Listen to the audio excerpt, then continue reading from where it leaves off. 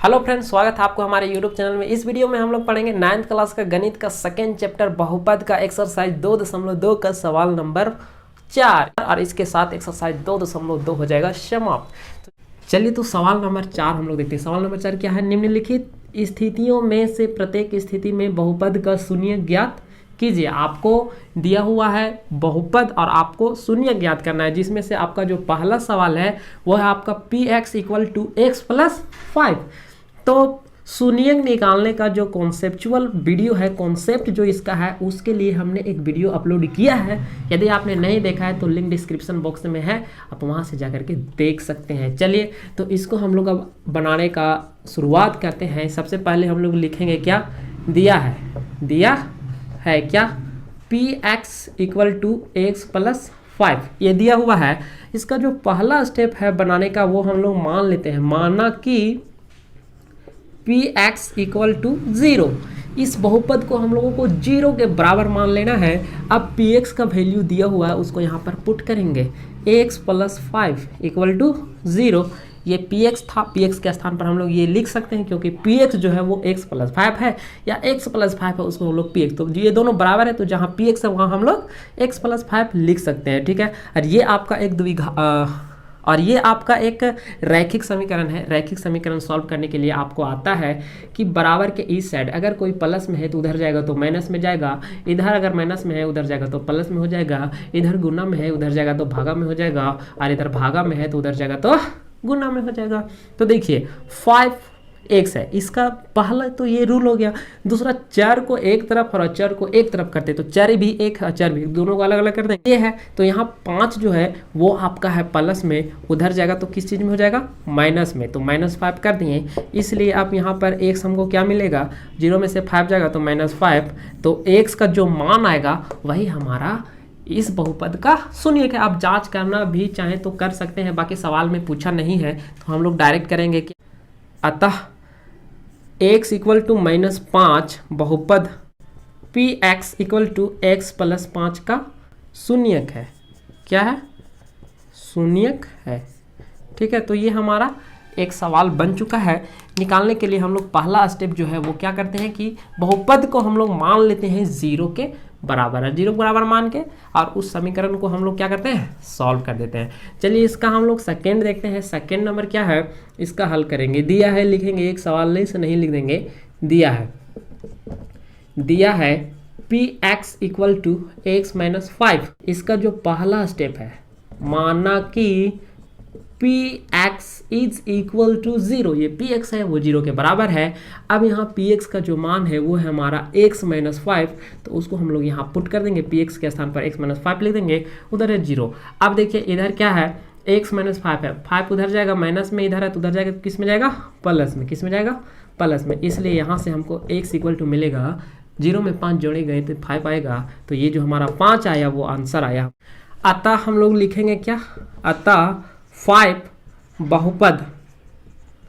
बहुपद x minus 5 या px equal to x minus 5 का शून्यक है। ठीक है, 5 लिख सकते हैं या x बराबर 5 भी लिख सकते हैं, कोई दिक्कत कोई हर्जा नहीं है, शून्यक है। ठीक है, तो दिस इज योर आंसर। अब हम लोग बनाते हैं इसका सवाल नंबर 3। सवाल नंबर 3, चलिए इसका करते हैं हम लोग हल। एक बार लिखेंगे, दिया है, बाती है, दिया है px equal to x plus 5। माना स्टेप करेंगे, माना कि px जो है वो इज इक्वल टू है 0 का px का मान हम लोग यहाँ रख देंगे 2x प्लस 5 इक्वल टू 0। अब क्या करेंगे? देखिए इधर प्लस में है 5, उधर जाएगा तो माइनस में जाएगा, तो ले जाएंगे माइनस में 5। इधर देखिए अब यहाँ क्या है? 2 इंटू एक्स है, 2 इंटू एक्स माइनस 5, इधर गुना में उधर जाएगा तो भागा में जाएगा, तो क्या हो जाएगा? 5 भागा 2 ले जाएंगे और चर को ले जाएंगे। अब क्या होगा? x इक्वल टू -5 गुना में चेंज करेंगे, यहाँ कुछ नहीं तो 1 ऊपर और 2 नीचे, इसलिए हम लोगों को क्या मिला? x equal to -5/2। अतः हम लोग करेंगे, अतः यही हमारा क्या हो गया? आंसर। अतः -5/2 px equal to 2x plus 5 का शून्यक है। क्या है? शून्यक है। तो इसका आप लिख सकते हैं, और बहुत आसान सवाल है ये। तो चलिए अब हम लोग सवाल नंबर 4 देखते हैं, वो क्या है, हल इसका करेंगे। हल करने का प्रोसेस तो बहुत आसान है, लिखना यहाँ दिया है। एक बार जो सवाल में दिया हुआ रहता है उसी को हम लोगों को प्यार से लिख देना है। लिख दिया है px equal to 3x minus 2।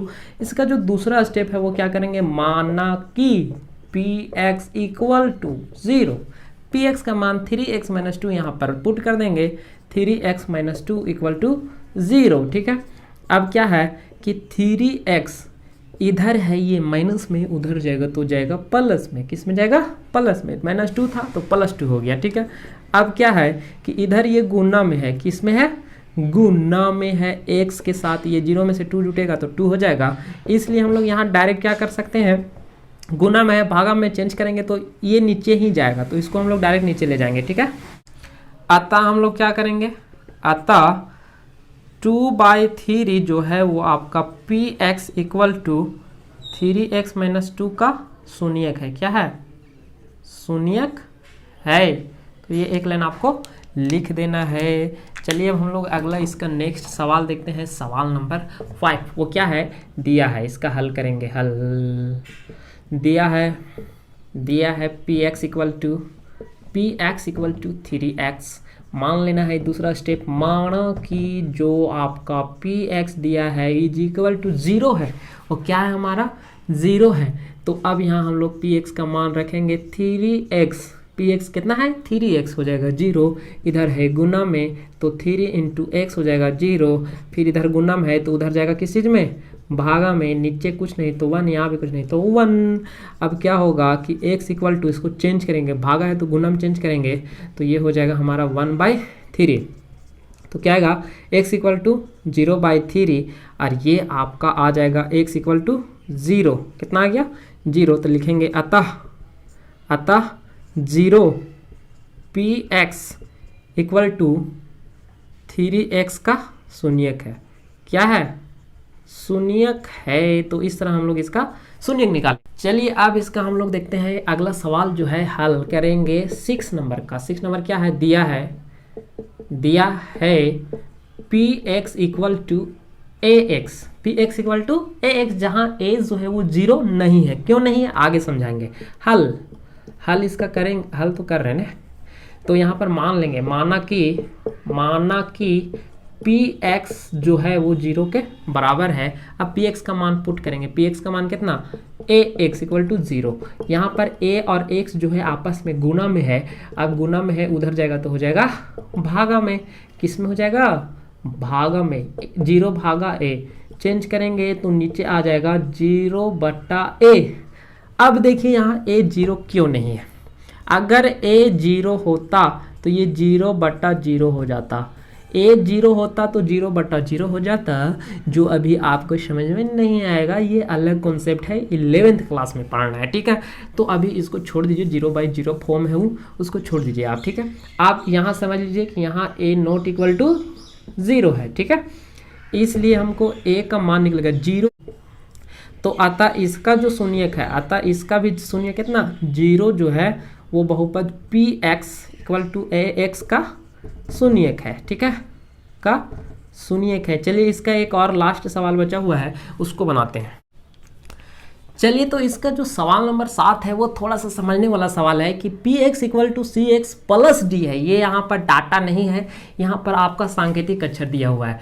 तो c जो है यहाँ पर 0 नहीं हो सकता है, जो c है वो 0 नहीं होगा। क्यों, क्योंकि अगर c 0 हुआ, x के साथ मल्टीप्लाई होगा तो ये हो जाएगा 0, और d आपका कोई संख्या है, सांकेतिक अक्षर नहीं है, ये आपका यहाँ पर कांस्टेंट है। ठीक है, तो ये आपका 0 है, तो ये हमारा फिर चर वाला जो बहुपद है वो नहीं रहेगा, इसीलिए c 0 नहीं हो सकता है।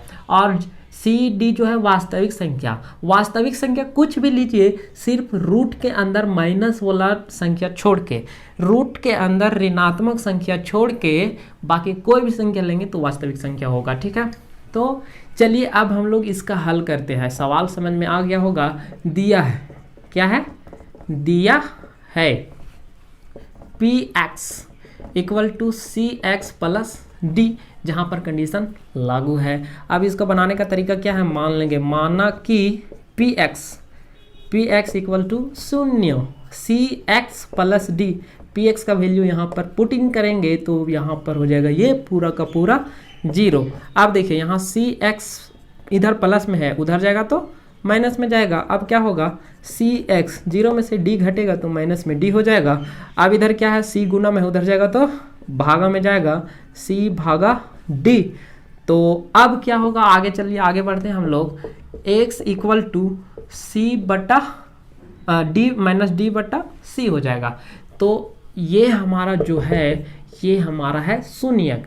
तो यहाँ लिखेंगे अतः माइनस डी बटा सी बहुपद p x equal to c x plus d का शून्यक है। क्या है, शून्यक है। चलिए लास्ट सवाल है, इसीलिए हम लोग इसको जांच भी कर देते हैं, चेक कर देते हैं। ठीक है, क्या है, p x equal to c x plus d है। तो यहाँ पर x इक्वल टू कितना मान रखेंगे हम लोग, माइनस डी बाई सी, यही ने निकाले हैं मान रखने पर। तो जहाँ जहाँ x है वहाँ हम लोग d बाई सी रखेंगे, जहाँ जहाँ x है वहाँ हम लोग माइनस डी बाई सी रखेंगे। यहाँ c से c कट जाएगा, इधर प्लस में d है। अब देखिए c से c कट गया तो यहाँ बचा माइनस डी और यहाँ बचा प्लस डी, ये कट गया तो हो गया 0।